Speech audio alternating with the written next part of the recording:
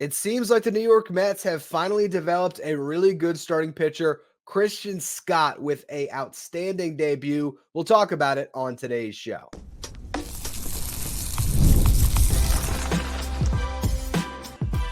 You are Locked On Mets, your daily New York Mets podcast. Part of the Locked On Podcast Network, your team every day.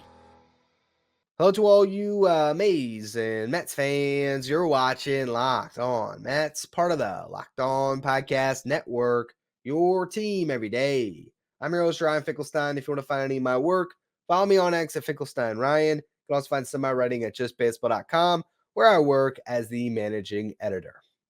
The much anticipated debut of Christian Scott took place on Saturday night, and it was a great ball game. Sucks the Mets couldn't come out on top of it, but a really good pitcher's duel between Scott and Zach Littell of the Rays, just going back and forth. And actually, early in the game, it seemed like Christian Scott would not be plagued by the same fate that every good young Mets starting pitcher has to deal with, which is never getting run support, because he got a run before he even stepped on the mound. Brandon Nimmo with a trop double, I'd call it, where a ball gets lost in that dome and the outfielder couldn't come up with it. It gets ruled a double eventually. Originally an error, becomes a double. Starling Marte drives in Nimmo, and there you go. 1-0 Mets, but it was erased very early, and Christian Scott got ambushed in that first inning. Gives up a single, a double, and a single. First three batters he faces. But what we saw in that was incredible composure from Christian Scott. None of those pitches were particularly bad. He was filling up the zone. The Rays knew the scouting report, and they were swinging early and often on him. But none of those balls that were hit over an outfielder's head. The exit velocities, none of them were very high. A couple of them, I think one was 60-something, the other one in the 70s, 183. Nothing was driven over, against the wall. It wasn't like he was getting hit hard. And there was sort of an acknowledgement after each hit, like, okay, good piece of hitting. I didn't really miss my spot. And then he comes up and he has to face Randy Arozarena after Arden giving up a run with a couple runners on, no outs, where he was in a precarious spot where he could have hung a crooked number his first inning in his big league career. And while Randy Arozarena has not gotten off to a good start this year, he is a hitter with some cachet to him, right? Guy who is, the billing player. When they did the pregame, it was, the Mets take on Randy Arozarena and the Tampa Bay Rays. And it was a tough at-bat. He gets ahead 0-2, struggling to put him away, throwing pitches out of the zone that Arozarena is not chasing, where it eventually comes to a point where it's, all right, got to challenge him. And the first thing we see him do on the seventh pitch of the at-bat is he goes to the split change. And Arozarena looks foolish on it. He's able to adjust his swing barely because it was wet out in front. He ends up getting a piece of it to stay in the at-bat. But by mixing in that split change, he then helps set up the next pitch, the fastball, where Arozarena, a good fastball hitter, can't just be geared up for it, and he blows it right by him and gets that first big strikeout. And then next pitch, throws that gyro slider, gets a double play ball out of the inning, having only allowed one run, and he was fired up, and rightfully so. And then from that point on, he settled in. And it was the guy that we've been seeing in AAA carve up lineups. He was just excellent. An 8-pitch second inning, a 7-pitch third inning, a 9-pitch fourth inning. So after running the pitch count up in the first, for one, he gets 3 outs on a couple of pitches there. And then 24 pitches to get through the next 3 innings. And all of a sudden, he's sitting with the tidy pitch count, working deep into that game. 5th inning, he gave up a base hit, stolen base that ended up with the ball into the outfield, allows the runner to be on third base. Doesn't matter, strands it with an inning-ending strikeout. 6th inning, he does lose Isaac Paredes to a 2-out walk, but strands him, gets the next guy out. And after getting the first 2 outs in the 7th inning, he finally gives up another base hit and is pulled from the game at 94 pitches, 67 of which were strikes. Reed Garrett strands that walk. Ends up being another situation where the runner ends up on third base, stolen base, ball that gets into the outfield, but Garrett gets a big strikeout. And that closes the book on Scott, who again goes 6 2/3, allowed 5 hits, 3 in the first inning, 3 in the first 3 batters. So 2 hits after that. Walks 1, strikes out 6, All of his stuff was working. Got 18 whiffs, 8 of them on fastballs, 6 of them on the sweeper, 4 on the slider. All those pitches had a whiff percentage over 35%. The only pitch that he didn't get a whiff on was that split changeup, but he got a pretty ugly swing from Randy Arozarena on it. He's got a 4-pitch mix, and he could throw any of those pitches for strikes in any count, and he is not scared to attack the zone. You hear his comments after the game, said he was calm out there, in complete control, said he slept like a baby last night. I mean, he just seems ready for this. He said multiple times that he trusts his stuff. He trusts it's going to play up against any hitter, and he was excited to just attack the zone and see what happened. And it was a great start by Christian Scott, a team that so far this year, it's been a struggle to get guys through 6 innings. It hasn't happened often. Severino lately, Quintana had the 8-inning start. Jose Budo has been very good at that, but it has not been a consistent thing by any stretch to get guys deep into games. And here's Christian Scott in his debut. We were wondering if there was an innings count or a pitch count. Maybe it was 95 pitches. He ends again with 94. But, I mean, you'll take 95 pitches from Christian Scott for sure. That's what most guys are going to get these days. And he almost gets you through 7. So looking forward, I cannot wait to see his next start. Carlos Mendoza said after the game, he's going to get another start. Of course he is. I think he's in this rotation. And how long he's in the rotation, what is the ultimate innings count, all that stuff. Look, we're early in the season. That'll be sort of figured out at a later date. We don't know what the Mets plan for him. But right now, until you get Senga and Peterson back, he's going to have a runway here to get more starts. And if he keeps throwing the ball like this, you're not going to pull him from the rotation. You're just not, because he's going to give you a much better chance to win than a Tyler McGill or a David Peterson, certainly an Adrian Hauser, even a Joey Lucchesi. This kid's stuff is really good. I think right now, if you look at this rotation, stuff-wise, it's Severino, Christian Scott, and then everybody else. Those 2 guys are the ones that have plus stuff. Now, can Jose Quintana make things work and put together some quality starts? Of course he can. Does Sean Manaea have some good swing and miss stuff?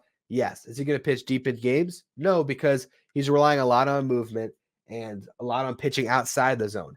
Sevy and Scott are 2 guys that can fill up the zone and can go out and just trust their fastball to get outs early in counts and pitch deep into games. And that's just so valuable to a team. So it was as good of a debut as you could have asked for. It's unfortunate the lineup didn't come through for him, but Christian Scott really announced himself with this start. And moving forward, it looks like the Mets have a fixture in their rotation for a long time, which is a huge thing for a farm system that hasn't developed a quality starting pitcher since what? The Steven Matz, Noah Syndergaard year in 2015. That's the last time they've had guys come up who have gone on to have good careers. It's been a long while. I mean, Tyler McGill and David Peterson have been the best development, stories they've had. And these are guys who still haven't even completely established themselves as rotation fixtures. Jose Budo in that same conversation now. But Christian Scott, he looks like he is not going anywhere outside of innings limits for a long time. Also, just a little note while we're on the prospect side of things, a couple other Mets prospects had great starts today. Blade Tidwell, 8 scoreless in Double-A, 5 hits allowed, 2 walks, 9 strikeouts, lowered his ERA on the season to 1.23. And Nolan McLean in High A, 5 innings scoreless, 3 hits allowed, 1 walk, 8 strikeouts, lowered his ERA to 2.84. So that's the one bright side with what's going on with the Mets right now, is they are developing some really good pitching, and that bodes for a bright future. The problem right now, they can't hit. So we'll talk about the rest of the game, the fact that the Mets still lost and lost another series. We'll go through all of that in just a minute. First, though, today's episode is brought to you by Prize Picks.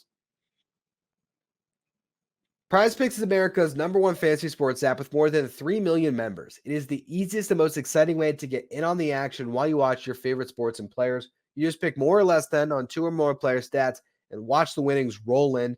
Today, as you're watching the Mets game, maybe you like Luis Severino's strikeouts. You take more there. You can also look at the NBA playoffs, NHL playoffs. You can combine, goals scored or points in the NBA, all on the same entry as Sevy strikeouts.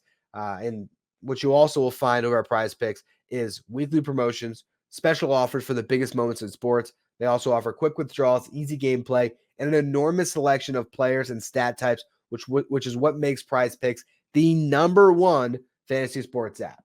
Download the Prize Picks app today and use the code LOCKEDONMLB for a first deposit match up to $100. Again, download the Prize Picks app today. Use the code LOCKEDONMLB for a first deposit match up to $100. Pick more, pick less. It's that easy with Prize Picks. It was a rough night for the New York Mets offensively. They only scored in that first inning and then were shut out after that. You do have to acknowledge that Zach Littell looked unbelievable for the Rays. I mean, he was as good as Scott, really. I mean, those two guys were going back and forth. I also want to shout out Adam Wainwright because I think all of us were a little disappointed when SNY did not have this game. It was a Fox game. So as much as you would have loved to have Gary on the call with Ron, that would have been the ideal booth to watch a pitching prospect make his debut. I got to say, Adam Wainwright was a treat to me. I don't know how other people felt about it, but I thought he called a great game as a color guy. Really just, did an amazing job kind of taking you into the mind of a pitcher, a guy who probably not quite a Hall of Famer, but definitely in the Hall of Very Good. And to kind of go through his thought process and to see how blown away he was by Christian Scott, that was pretty cool. But he was as encouraged by what Littell was doing. So I want to acknowledge that at times we just get frustrated. The Mets can't score. You have to point out a great pitching performance on the other side. With that said, you got to scratch at least 2 runs across. And the Mets had their opportunities against the bullpen. 7th inning, Jeff McNeil leads off with a walk on 4 pitches against Garrett Clevenger, the first reliever out of the pen, a lefty. Harrison Bader comes up. He's supposed to feast against left-handed pitching, right? Well, he gets the first pitch is a ball, second pitch called strike, and then he swings at 2 pitches inside that would have been balls. So you help this guy get back into the game after being wild early. He strikes out. Brett Beatty strikes out. Tomas Nido strikes out. And Jeff McNeil never gets off first. 8th inning, Starling Marte draws a 1-out walk, steals second base. Francisco Lindor sitting 3-0. He swings at ball 4, which I like the aggressiveness. Lindor swinging the bat better than most hitters on the Mets, which you might, come back at me on that, but we'll talk about the stats over the last 2 weeks in the next segment. He really does have the best numbers, and he has been the best RBI guy. So in some respects, I can give him a pass for looking to swing 3-0, but you got to swing at a strike. And if you are going to swing at a pitch that's off the plate outside, you got to go with it. And he just didn't. He rolls it over. And unfortunately, that gives the Rays an out on pitching to Pete Alonso. Not that Alonso's been good, but first base was then open. They intentionally walk him. They go up against JD Martinez. He grounds out to end the inning. And that was really their best shot at it. I will say that I thought the Mets were going to win in the bottom of the 8th inning when Francisco Lindor made an unbelievable play on a bases loaded situation. Adam Ottavino, not great tonight. Gets a strikeout on the first batter, but then gives up a hit. Walks 2 to load up the bases? Walks a batter, and then there was that play where it was the chopper to Pete, and Adam Ottavino doesn't cover first. So that was brutal too, because if he covered and they get that out, the Mets might get out of that inning. But you're sitting there with bases loaded, 1 out. Lindor playing in because obviously you have to cut down the runner at home. And it's a ball that he has to go back on to field it with a backhand, kind of a chopper. And to field it and to come up firing in pretty much one motion, deliver a strike to home to get that out. It's as good of a play as you're going to see a shortstop make, and not many will make that play. And I thought that was sort of a momentum-changing play where the Mets were going to somehow strand those runners and get out of that inning. But then Adam Ottavino kind of kills the momentum because he walks in a run. And not only does he walk in a run, he walks in a run against Austin Shenton, who's a rookie who's hitting 171, the only lefty they had on their bench. But he's not a great hitter. And yes, I understood the thought process from Adam Ottavino. And look, Adam Wainwright even said it on the broadcast. He said he's sitting 3-2. Is he going to throw the sweeper again to try to get him to swing and miss? But, man, Attack the zone. Attack the zone. Throw a sinker in the zone and let the guy put bat on ball. If he beats you, he beats you. He's hitting 171 on the year, and your defense just made a great play behind you. Trust those guys. Because guess what? If Shen hits a shot up the middle, maybe Lindor makes a diving stop and gets you out of the inning for all you know. Instead, you take it out of the hands of your defense. You walk in a run, and then Sean Reed-Foley comes in. He walks in a run, and then you're losing 3-1. And the Mets couldn't score anyway, so ultimately it's a moot point. But that was a little frustrating how that ended up unfolding, and that's how you lose the game. Beyond that, though, Harrison Bader draws a walk in the ninth, and you couldn't do anything with it. So you had base runners in each of the last 3 innings, and you just couldn't catch any of them in. So this lineup has been abysmal, and we're going to talk about it in the next segment. But just looking at what this Mets team has been this year, they start off 0-5. They went 12-3 in that great stretch, that 15-game stretch. It was awesome. They won 5 series in a row. It was just great baseball. They get themselves to 12-8. Since then, they're 4-9. Now, they might just win the final game of this series, avoid getting swept, hopefully with Severino on the mound versus Ryan Pepiot. You get a good pitching performance because Pepiot is a really good young starting pitcher. We'll see how the Mets fare against them. Hopefully, they score some runs for Sevy. They get a win, and then that would bring them right back to 500, I believe.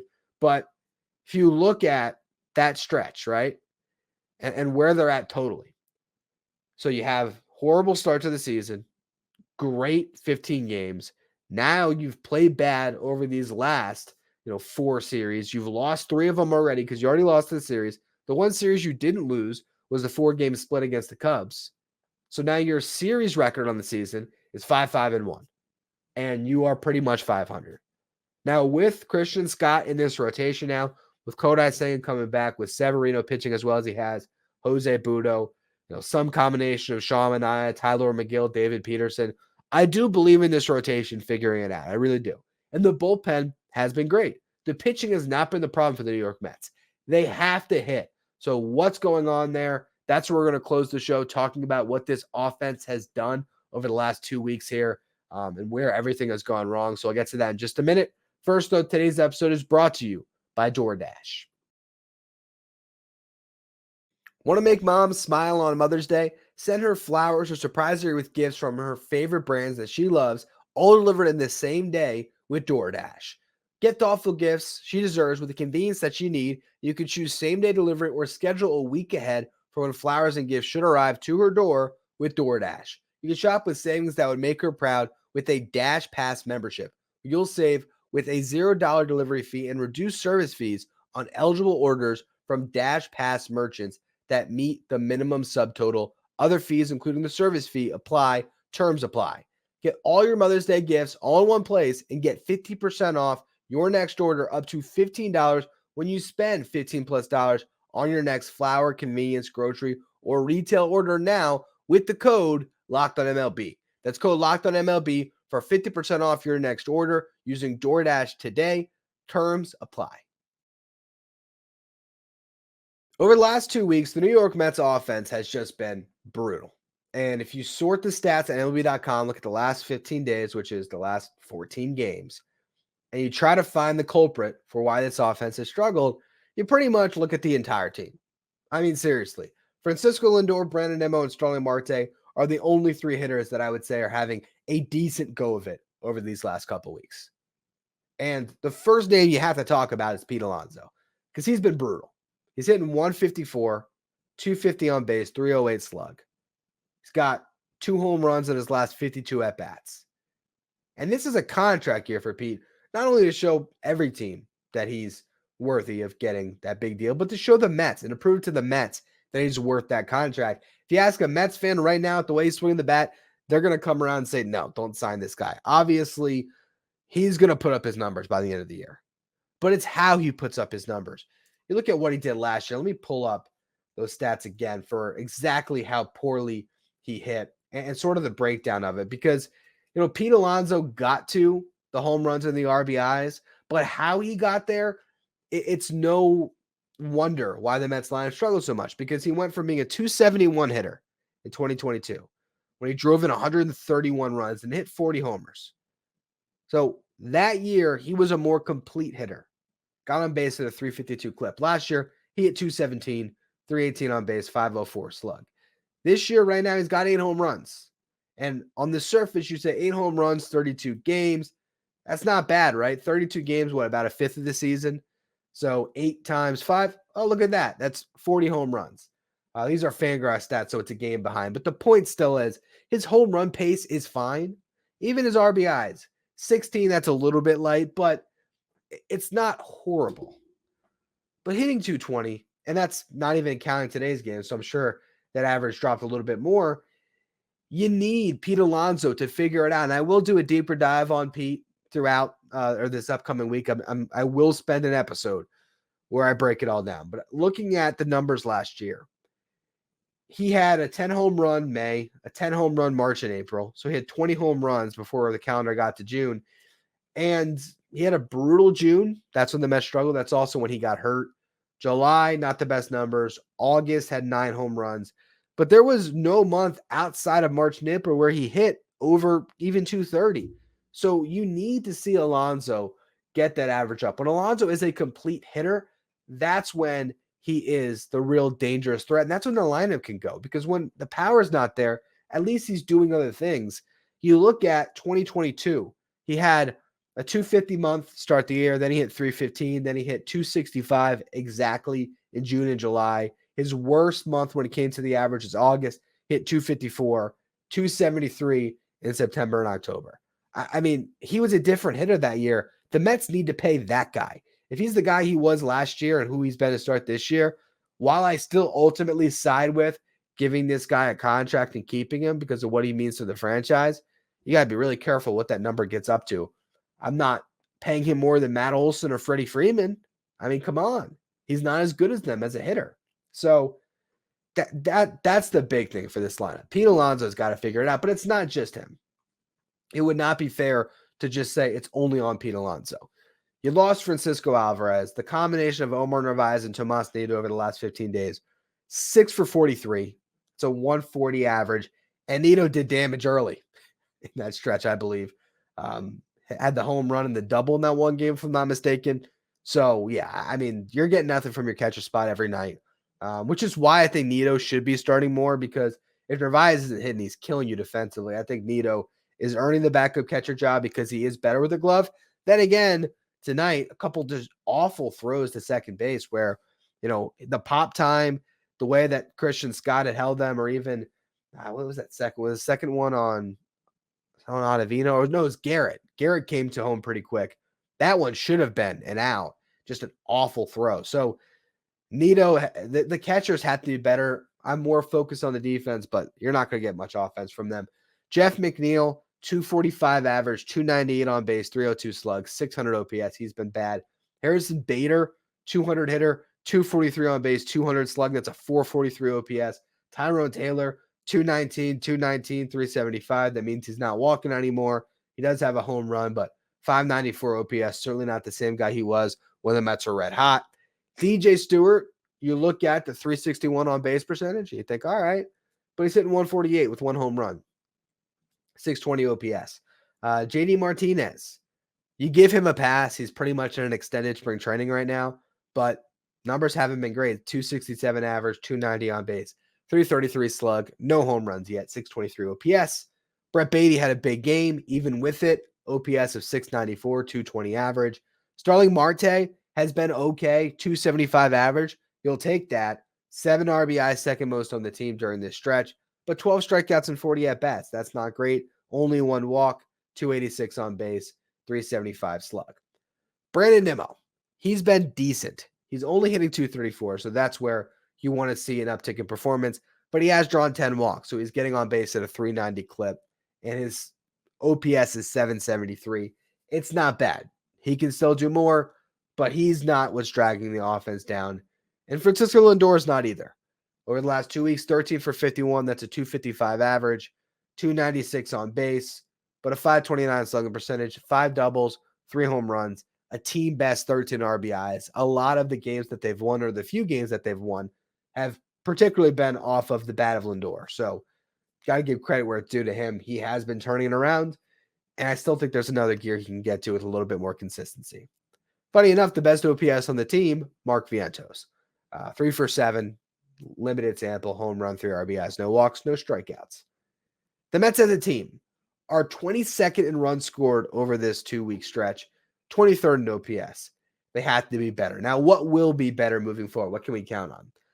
I still believe that back of the baseball card, you're going to see more from Nimmo Lindor, even though, and I think what they've actually showed in these last 2 weeks is guys that are starting to figure out and starting to turn the corner. Pete Alonso is going to be better than this. How much better? We'll see. I don't know what he's going to hit this season. He could hit 220, but the home runs will come. Hopefully, he can figure it all out and get back to being the 2022 Alonso. That's the guy that can really help carry this lineup. JD Martinez is going to hit too. I don't think he's looked awful in his at-bats. He's still trying to get his timing down. So I think he'll produce.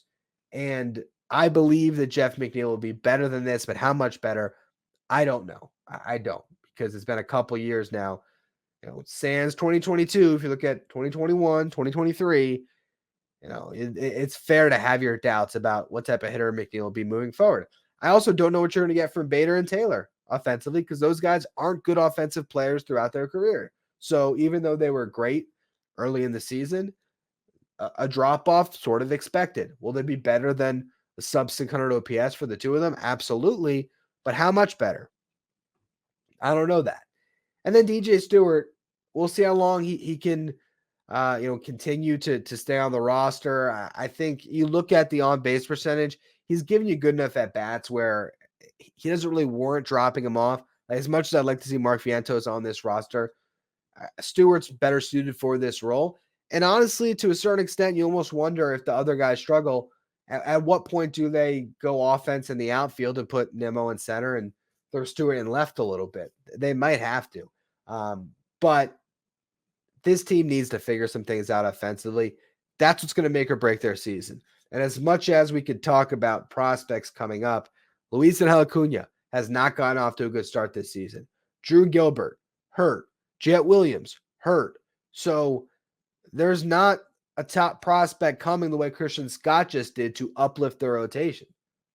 So these guys in-house had to figure it out.